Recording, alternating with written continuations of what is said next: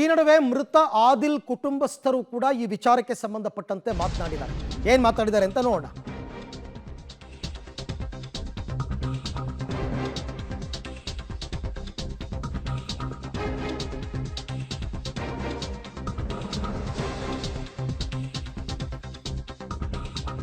ನೋಡಿ, ಇವಾಗ ತಾನೇ ಮುಖ್ಯಮಂತ್ರಿಗಳು ಹೇಳಿದ್ರು ಆತನಿಗೆ ಫಿಕ್ಸ್ ಬರ್ತಾ ಇತ್ತು ಅಂತ. ಕುಟುಂಬಸ್ಥರು ರಿಯಾಕ್ಟ್ ಮಾಡಿದ್ದಾರೆ, ನೋ ಅಂತ ಹೇಳಿದ್ದಾರೆ. ಆತನಿಗೆ ಯಾವುದೇ ಮೂರ್ಛೆ ರೋಗ ಇರಲಿಲ್ಲ, ಲೋ BP ಕೂಡ ಇರಲಿಲ್ಲ. ಬೇರೆಯವರು ಬಂದು ಕಲ್ಲು ತೂರಾಟ ನಡೆಸಿದ್ದಾರೆ, ಅದು ನಮ್ಮದಲ್ಲ, ನಾವಲ್ಲ. ಆದಿಲ್ ಮಟ್ಕ ನಡೆಸ್ತಾ ಇದ್ದ ಬಗ್ಗೆ ನಮಗೆ ಗೊತ್ತಿಲ್ಲ. ಆದಿಲ್ ಮೃತ ಆದಿಲ್ ಚಿಕ್ಕಪ್ಪ ಮೆಹಬೂಬ್ ಅಲಿ ಎಕ್ಸ್ಕ್ಲೂಸಿವ್ ಆಗಿ ಪಬ್ಲಿಕ್ ಟಿವಿಗೆ ಹೇಳಿಕೆಯನ್ನ ಕೊಟ್ಟಿದ್ದಾರೆ. ಆದಿಲ್ ಸಾವು ಲಾಕಪ್ ಡೆತ್ ಅಲ್ಲ ಅಂತ ಮುಖ್ಯಮಂತ್ರಿಗಳು ಹೇಳಿಬಿಟ್ರು. ಅದನ್ನು ಕೂಡ ಒಪ್ಪಕ್ಕೆ ಕುಟುಂಬಸ್ಥರು ತಯಾರಿಲ್ಲ. ಚನ್ನಗಿರಿ ಪೊಲೀಸ್ ಠಾಣೆ ಮೇಲೆ ಕಲ್ಲು ತೂರಾಟ ಮಾಡಿದಂತಹ ಪ್ರಕರಣಕ್ಕೆ ಸಂಬಂಧಿಸಿದಂತೆ ಅದರ ಬಗ್ಗೆ ಮಾತಾಡೋದಕ್ಕೋಸ್ಕರ ನಮ್ಮ ಜೊತೆ ಮೃತ ಆದಿಲ್ ಚಿಕ್ಕಪ್ಪ ಮೆಹಬೂಬ್ ಅಲಿ ಅವರು ನಮ್ಮ ಜೊತೆ ಇದ್ದಾರೆ. ಸರ್, ಹೇಳಿ, ಯಾವಾಗ ಆಗಿದ್ದು ಘಟನೆ ಮತ್ತು ಆದಿಲ್ನ ಕರ್ಕೊಂಬಂದ ಸಂದರ್ಭದಲ್ಲಿ ನೀವಿದ್ರ ಅನ್ನೋದು? ಸರ್, ಶುಕ್ರವಾರ 4ನೇ ತಾರೀಕು 8:15 ಗಂಟೆಗೂ 8 ಗಂಟೆಗೂ ಇವ್ರು ಹಿಡ್ಕೊಂಡ್ಬಂದಿದ್ದಾರೆ. ನಮಗೆ ಘಟನೆ ಗೊತ್ತಾಗಿದ್ದು 8:45 9 ಗಂಟೆಗೆ ತೀರ್ಕೊಂಡಾನೆ ಅಂತಲೇ ಗೊತ್ತಾಗ್ಬಿಡ್ತು. ಗೊತ್ತಾದಾಗ ನಾವು ಸೀದಾ ಆಸ್ಪತ್ರೆ ಹತ್ರ ಬಂದು ನೋಡಿದ್ವಿ, ಬಾಡಿ ಇತ್ತಲ್ಲಿ. ಆಮೇಲೆ ನಾವು ಟೇಷನಿಗೆ ಬರೋಣ, ಟೇಷನಿಗೆ ಹೋಗಿ ಮಾತಾಡೋಣ, ಟೇಷನಾಗ ಆಗಿರೋದು ಅನಾಹುತ, ಟೇಷನಿಗೆ ಹೋಗಿ ಮಾತಾಡೋಣ ಅಂತ ಟೇಷನಿಗೆ ಬರೋ ಟೈಮಿಗೆ DSP ಸಾಹೇಬರು ಕೋರಟ್ ಸರ್ಕಲಲ್ಲಿ ನಿಂತ್ಕೊಂಡಿದ್ರು. ನಾವು ಅಲ್ಲಿ DSP ಸಾಹೇಬ್ರ ಹತ್ರ ಮಾತಾಡಿದಾಗ ಅವರೆಲ್ಲ ಈ ಥರ ಆಗಿತ್ತಪ್ಪ, ಅವ್ನಿಗೆ ಪಿಡಿಸಿತ್ತು ಅಂದು. ಇಲ್ಲ ಸರ್, ಅವ್ನಿಗೆ ಪಿಡಿಸಿದ್ದಿಲ್ಲ, ಟೇಷನಿಗೆ ಬರತ್ತಂಗ ಟೇಷನಿಗೆ ಹೋಗಿ ಮಾತಾಡೋಣ ಸರ್, ಇಲ್ಲಿ ಮಾತಾಡೋದು ಬೇಡ ಅಂತ ನಾವು ಟೇಷನಿಗೆ ಬಂದ್ವಿ. ಟೇಷನಿಗೆ ಬಂದಾಗ CPI ಸಾಹೇಬ್ರಿದ್ರು, DSP ಸಾಹೇಬ್ರಿದ್ರು, ಅವ್ರ ಹತ್ರ ಮಾತಾಡಿದ್ವಿ. ನಾವು ಮಾತಾಡಿದಾಗ ಇಲ್ಲ ಸರ್, ಇದು ಹೊಡೆದಿರೋದು ಅಂತ ನಾವು ಹೇಳಿದ್ವಿ. ಅವ್ರು ಇಲ್ಲಪ್ಪ, ಪಿಡಿಸ್ತಾರೆ ಆಗಿತ್ತು, ಅವ್ನಿಗೆ ಲೋ BP ಆಗಿತ್ತು, ಅವ್ನು ಗಾಬರಿ ಆಗಿದ್ದಾನೆ, ಗಾಬರಿ ಆಗಿ ಪ್ರಾಣನೇ ಬಿಟ್ಬಿಟ್ಟಿದ್ದಾನೆ ಅಂದರು. ಇಲ್ಲ ಸರ್, ಆ ಥರ ಆಗೋಕ್ಕೆ ಸಾಧ್ಯನೇ ಇಲ್ಲ. ಆ ಥರ ಹೆಂಗಾಗ್ತಿತ್ತು ಸರ್? 1000 ಜನ ಹಿಡ್ಕೊಂಡು ಬರ್ತೀರಾ, 1000 ಜನಕ್ಕೆ ಬಿಡ್ತೀರಾ? ಆ ಥರ ಆಗೋಕ್ಕೆ ಸಾಧ್ಯನೇ ಇಲ್ಲ. ಅವನಿಗೆ ತೀರ್ಕೊಂಡಿದ್ದಾನೆ, ನಮಗೆ ಒಳ್ಳೆ ನ್ಯಾಯ ಬೇಕು ಸರ್, ನ್ಯಾಯ ಬೇಕು. ಆದಿಲ್ಗೆ ಹಿಂದೆ ಪಿಡ್ಸಿತ್ತು, ಲೋ BP ಆಗ್ತಾ ಇತ್ತು ಅಂತಂದು ಹೇಳ್ತಾ ಇದ್ದಾರೆ. 30 ವರ್ಷ ವಯಸ್ಸೈತೆ, 30 ವರ್ಷ ತನಕ ನಾವು ಜೊತೆಗೆ ಇಟ್ಕೊಂಡು ಸಾಕಿದ್ದೀವಿ, ಜೊತೆಗೆ ತಿರುಗಾಡ್ಸಿದ್ದೀವಿ. ಅವ್ನಿಗೆ ಯಾವ ರೋಗನೂ ಇಲ್ಲ. ಅವನು ಪಾಲಿಸ್ ಕೆಲಸ ಮಾಡ್ಕೊಂಡು ಹೊಟ್ಟೆ ಹೊರ್ಕೊತಿದ್ದ. ಅವ್ನ ಟೈಮಿಗೆ ಅವ್ನಿಗೆ ಮದುವೆ ಮಾಡಿದ್ವಿ, 3 ಮಕ್ಕಳಿದ್ದಾವೆ ಅವನಿಗೆ, 2 ಹೆಣ್ಮಕ್ಕಳು, ಒಬ್ಬ ಗಂಡು ಮಗ ಇದ್ದಾನೆ. ಅವ್ನು ಪಾಲಿಸ್ ಕೆಲಸ ಮಾಡಿ ಜೀವನ ಮಾಡ್ತಾನೆ. ಅವ್ರ ಅಪ್ಪ ಆಯ್ತಲ್ಲ, ಬಸ್ ಸ್ಟ್ಯಾಂಡ್ನಲ್ಲಿ ಹಮಾಲಿ ಮಾಡ್ತಾನೆ. ಅವ್ರು ಭಾಳ ಬಡ ಕುಟುಂಬ ಸರ್. ಅದು ಮಟ್ಕ ಏನೋ ಮಟ್ಕ ದಂಧೆ ಮಾಡ್ತಾ ಇದ್ರು, ಮಟ್ಕ ಎಲ್ಲ ಬರೆಸ್ತಾ ಇದ್ರು ಅಂತಂದು ಹೇಳ್ತಾರೆ. ಅದಕ್ಕೋಸ್ಕರನೇ ಅರೆಸ್ಟ್ ಮಾಡಿ ಕರ್ಕೊಂಬಂದಿದ್ದು ಅಂತ ಹೇಳ್ತಾರೆ. ಮಟ್ಕದ ಬಗ್ಗೆ ನಮಗೆ ಜೋರಾಣಿ, ಅದ್ರ ಬಗ್ಗೆ ನಮಗೆ ಮಾಹಿತಿ ಇಲ್ಲ. ಅವ್ನು ಆ ಥರ ಬರಿತಾನಂತನೂ ನಮಗೆ ಗೊತ್ತಿಲ್ಲ. ಆದರೂ ಬರಿತಾನಂತ ಡಿಪಾರ್ಟ್ಮೆಂಟಿಗೆ ಮಾಹಿತಿ ಇದ್ದು ಹಿಡ್ಕೊಂಡು ಬಂದರೆ ಅದು ಕಾನೂನು ರೀತಿಯಲ್ಲಿ ಅವರು ಏನು ಮಾಡಬೇಕಿತ್ತು.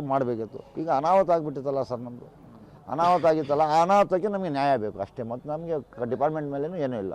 ನಿನ್ನೆ ಆದಿಲ್ ಯಾವಾಗ ಸಾವನ್ನಪ್ತಾನೋ ಆ ಸಂದರ್ಭದಲ್ಲಿ ಏನು ಆಸ್ಪತ್ರೆಯಿಂದ ಸೀದಾ ಸ್ಟೇಷನ್ ಹತ್ರ ಬರ್ತೀರಿ. ಬಂದಂಥ ಸಂದರ್ಭದಲ್ಲಿ ಸಾಕಷ್ಟು ಜನ ಸೇರ್ತಾರೆ. ಅವರೆಲ್ಲ ನಿಮ್ಗೆ ಗೊತ್ತಿರೋರು ಇಲ್ಲ ಬೇರೆ ಹೊರಗಿಂದ ಬಂದಿರೋರ ಅಂತ? ಸರ್, ಅವರು ಹೊರಗಡೆ ಭಾಳ ಜನ ಸೇರ್ಕೊಂಡಿದ್ರು. 150-200 ಜನ ಸೇರ್ಕೊಂಡಿದ್ರು. ಅವ್ರು ಯಾರು ಏನಂತ ನಮಗೆ ಗೊತ್ತಿಲ್ಲ. ನಾವು ಆದರೆ ಆಯ್ತಲ್ಲ, ಬಾಡಿ ತೊಗೊಂಡು ಬಂದು ಟೇಷನ್ ಮುಂದೆ ಎಕ್ಕಿ ನಾವು ಟೇಷನ್ ಒಳಗಿದ್ವಿ. ಸಾಹೇಬ್ರ ಜೊತೆ ಮಾತಾಡಿದ್ವಿ.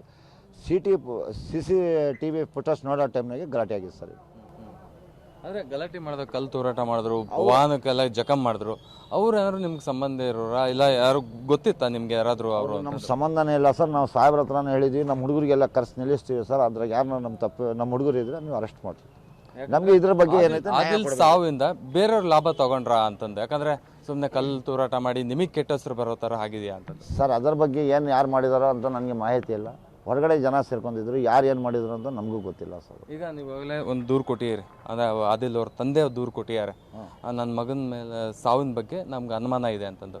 ನೀವು ಕೂಡ ಅನುಮಾನ ವ್ಯಕ್ತಪಡಿಸಿ? ನಮ್ಗೆ ಅನುಮಾನ ಐತೆ ಸರ್. ಅದು ಅನುಮಾನ ಇದ್ದಕ್ಕೆ ನಾವು ಇಷ್ಟೆಲ್ಲ ಇದು ಮಾಡ್ತಾ ಇರೋದು, ಓಡಾಡ್ತಾ ಇರೋದು. ಇಲ್ಲಿ ಅನುಮಾನ ಇರ್ತಿದ್ದಿಲ್ಲ, ನಾವು ಓಡಾಡ್ತಿದ್ದಿಲ್ಲ. ಕಾನೂನು ಕೊಟ್ಟೆ ಅನುಮಾನ ಇದ್ದಕ್ಕೆ ಕಾನೂನಿನ ನಮಗೆ ನ್ಯಾಯ ಬೇಕಂತ ನಾವು ಓಡಾಡ್ತಾ ಇರೋದು. ಇದಿಷ್ಟು ಆದಿಲ್ ಚಿಕ್ಕಪ್ಪ ಅಂತಹ ಮಾತಾಗಿರುವಂಥದ್ದು. ಸಾಕಷ್ಟು ಒಂದು ಅನುಮಾನ ಕೂಡ ವ್ಯಕ್ತಪಡಿಸ್ತಾ ಇರುವಂಥದ್ದು. ಅದರಲ್ಲೂ ಕಲ್ಲು ತೂರಾಟ ಮಾಡಿದವರು ನಮಗೆ ಯಾರು ಕೂಡ ಸಂಬಂಧ ಇಲ್ಲ ಅನ್ನುವಂತಹ ಮಾತನ್ನು ಕೂಡ ಹೇಳ್ತಾ ಇರುವಂಥದ್ದು. ಕ್ಯಾಮ್ರಾ ಪರ್ಸನ್ ರಮೇಶ್ ಜೊತೆ ಪುನೀತಾಪ್ತಿ, ಪಬ್ಲಿಕ್ ಟಿವಿ, ಚನ್ನಗಿರಿ. ಆದರೆ ಗಲಾಟೆ ಮಾಡಿದ, ಕಲ್ಲು ತೂರಾಟ ಮಾಡಿದ್ರು, ವಾಹನಕ್ಕೆಲ್ಲ ಜಖಮ್ ಮಾಡಿದ್ರು. ಅವರ ಚಿಕ್ಕಪ್ಪ ಹೇಳೋ ಪ್ರಕಾರ 30 ವರ್ಷ ಹುಡುಗನಿಗೆ ಯಾವ ಮೂರ್ಛೆ ರೋಗನೂ ಇರಲಿಲ್ಲ, ಯಾವ ಲೋ BPನೂ ಇರಲಿಲ್ಲ. ನಮ್ಮ ಜೊತೆನಲ್ಲೇ ಇದ್ದ, ಮದುವೆ ಆಗಿತ್ತು, 3 ಮಕ್ಕಳಿದ್ರು. ಆತ ತಪ್ಪು ಮಾಡಿದರೆ ಕಾನೂನು ಪ್ರಕಾರ ಏನು ಮಾಡಬೇಕೋ ಮಾಡಬೇಕಾಗಿತ್ತು. ಬಟ್ ಈ ಥರ ಸಾವಾದರೆ ಯಾರು ನ್ಯಾಯ ಕೊಡ್ತಾರೆ ಅಂತಕ್ಕಂಥದ್ದು ಅವರ ಪ್ರಶ್ನೆ. ಈ ಎಲ್ಲ ವಿಚಾರಕ್ಕೆ ಸಂಬಂಧಪಟ್ಟಂತೆ ಮತ್ತಷ್ಟು ಮಾಹಿತಿ ನಮ್ಮ ದಾವಣಗೆರೆ ಪ್ರತಿನಿಧಿ ಪುನೀತ್ ಅವರಿಂದ ಪಡಿತಾ ಹೋಗೋಣ. ಪುನೀತ್, ಒಂದು ಕಡೆ ಮುಖ್ಯಮಂತ್ರಿಗಳು ಹೇಳ್ತಾರೆ ಇದು ಲಾಕಪ್ ಡೆತ್ ಅಲ್ಲ, ಅವನಿಗೆ ಮೂರ್ಛೆ ರೋಗ ಇತ್ತು, ಲೋ ಬಿ ಪಿ ಇತ್ತು ಅಂತ. ಅವ್ರ ಚಿಕ್ಕಪ್ಪ ಹೇಳ್ತಾರೆ ಏನೂ ಇರಲಿಲ್ಲ ಅಂತ. ಒಂಥರ ಕಗ್ಗಂಟಾಗ್ತಾ ಇದೆ ಪ್ರಕರಣ. ರೈಟ್ ನೌ ಈ ತನಿಖೆ ಎಲ್ಲಿ ತನಕ ಬಂದಿದೆ ಅಂತ? ಖಂಡಿತವಾಗ್ಲೂ ಅರವಿಂದ್, ಚನ್ನಗಿರಿಯ ಪೊಲೀಸ್ ಠಾಣೆ ಮೇಲೆ ಕಲ್ಲು ತೂರಾಟ ಆಗಿರ್ಬೋದು, ಮತ್ತೆ ಆ ಮಟ್ಕ ದಂಧೆಯಲ್ಲಿ ಆರೋಪಿಯಾದಂತಹ ಆದಿಲ್ನ ಸಾವಿನ ಪ್ರಕರಣ ಆಗಿರ್ಬೋದು, ಸಾಕಷ್ಟು ಟ್ವಿಸ್ಟ್ ಕೊಡ್ತಾ ಇರುವಂಥದ್ದು. ಒಂದು ಕಡೆ CM ಅವರು ಹೇಳ್ತಾರೆ ಈತನಿಗೆ ಮೂರ್ಛೆ ರೋಗ ಇತ್ತು, ಅದರಲ್ಲೂ ಪೊಲೀಸ್ ಅವರು ಕೂಡ FIR ದಾಖಲು ಮಾಡಿರಲಿಲ್ಲ. ಆ ದಾಖಲು ಮಾಡ್ದೇನೆ ಠಾಣೆಗೆ ತಂದಿರುವಂತಹ ಹಿನ್ನೆಲೆಯಲ್ಲಿ CPI ನಿರಂಜನ್ ಆಗಿರ್ಬೋದು, ಮತ್ತೆ DYSP ಪ್ರಶಾಂತ್ ಮುನವಳ್ಳಿ ಅವರು ಕೂಡ ಒಂದು ಅಮಾನತು ಮಾಡಿದೀವಿ ಅನ್ನುವಂತಹ ಮಾತು ಕೂಡ ಹೇಳ್ತಾರೆ. ಆದರೆ ಆದಿಲ್ ಚಿಕ್ಕಪ್ಪ ಹೇಳ್ತಾ ಇರೋದು ಏನಂತಂದ್ರೆ ಆತನಿಗೆ ಯಾವುದೇ ರೀತಿಯಂತಹ ಮೂರ್ಛೆ ರೋಗ ಇರಲಿಲ್ಲ ಅನ್ನುವಂತಹ ಒಂದು ಮಾತನ್ನು ಕೂಡ ಹೇಳ್ತಾರೆ. ಇದರಿಂದಾಗಿ ಒಂದು ರೀತಿಯಾದಂತಹ ಗೊಂದಲದ ವಾತಾವರಣ ಸೃಷ್ಟಿಯಾಗ್ತಿರುವಂಥದ್ದು. ಪ್ರಮುಖವಾಗಿ ಈಗಾಗಲೇ ಮರಣೋತ್ತರ ಪರೀಕ್ಷೆ ಕೂಡ ಎಲ್ಲ ರೀತಿಯಂತ ನಡೀತಾ ಇರುವಂಥದ್ದು. ಏನು ನ್ಯಾಯಮೂರ್ತಿ ಮಲ್ಲಿಕಾರ್ಜುನ್ ಅವರ ನೇತೃತ್ವದಲ್ಲಿ ಸಮ್ಮುಖದಲ್ಲಿ ಆ ಒಂದು ಮರಣೋತ್ತರ ಪರೀಕ್ಷೆ ನಡೆಯುತ್ತೆ. ಯಾಕಂದರೆ ಇಂತಹ ಸೂಕ್ಷ್ಮ ಒಂದು ಪ್ರಕರಣದಲ್ಲಿ ನ್ಯಾಯಾಧೀಶರ ಮುಂದಿಟ್ಕೊಂಡು ನಂತರದಲ್ಲಿ ಮರಣೋತ್ತರ ಪರೀಕ್ಷೆಯನ್ನು ಕೂಡ ಮಾಡ್ತಾರೆ. ಅದೇ ರೀತಿಯಾಗಿ ಈ ಪ್ರಕರಣ ಕೂಡ ಪರಿಗಣಿಸಿರುವಂಥದ್ದು. ಇನ್ನು ಮರಣೋತ್ತರ ಪರೀಕ್ಷೆ ನಂತರ ವರದಿ ಯಾವ ಬರುತ್ತೋ ಆ ನಂತರದಲ್ಲಿ ಸಾವಿಗೆ ನಿಖರವಾದಂತಹ ಒಂದು ಕಾರಣ ಕೂಡ ಗೊತ್ತಾಗುತ್ತೆ. ಪ್ರಮುಖವಾಗಿ ಒಂದು ವೋಟ್ ಬ್ಯಾಂಕ್ಗೋಸ್ಕರ CM ಸಿದ್ದರಾಮಯ್ಯ ಅವರು ಪೊಲೀಸ್ ಅಧಿಕಾರಿಗಳನ್ನ ತಲೆದಂಡ ಮಾಡಿದ್ದಾರೆ ಅನ್ನುವಂತಹ ಒಂದು ಆರೋಪವು ಕೂಡ ಕೇಳಿ ಬರ್ತಾ ಇರುವಂಥದ್ದು. ಓಕೆ, ಥ್ಯಾಂಕ್ ಯು ಪುನೀತ್ ತಮ್ಮ ಎಲ್ಲ ಮಾಹಿತಿಗೆ. ಸೊ ಇದು ಪ್ರಾಮಾಣಿಕವಾದ ನಿಷ್ಪಕ್ಷಪಾತವಾದ ತನಿಖೆ ಆಗಬೇಕು. ಆಗಷ್ಟೇ ಇದರಲ್ಲಿ ವಿಚಾರ ಏನು ಅಂತಕ್ಕಂಥದ್ದು ಸತ್ಯಾಂಶ ಹೊರಗೆ ಬರುತ್ತೆ. ನಾನು ಬೆಳಗ್ಗೆಯಿಂದ ಹೇಳ್ತಾ ಇದ್ದೀನಿ, ಈ ಪ್ರಕರಣವನ್ನು 2 ಆ್ಯಂಗಲ್ನಲ್ಲಿ ನೋಡಬೇಕು. ಒಂದು, ಆದಿಲ್ನ ಸಾವು, ಅದಕ್ಕೆ ಕಾರಣ ಆಗಿದ್ದೇನು. ಎರಡನೇದು, ಈ ಗಲಭೆ ಮಾಡಿದವರು ಯಾರು, ಸಂಚುಕೋರರು ಯಾರು ಅಂತಕ್ಕಂಥದ್ದು. ಸರ್ಕಾರ ಅಂತೂ ಈಗಾಗಲೇ ಒಂದು ಕ್ರಮವನ್ನು ತಗೊಂಡಿದೆ. ಪೊಲೀಸರು ಇಲ್ಲಿ ತನಕ ಈ ದೊಂಬಿ ಎಬ್ಬಿಸಿದವರು ಒಬ್ಬರನ್ನೂ ಅರೆಸ್ಟ್ ಮಾಡಿಲ್ಲ. ಆದರೆ 2 ಪೊಲೀಸ್ ಅಧಿಕಾರಿಗಳ ತಲೆದಂಡ ಆಗಿದೆ.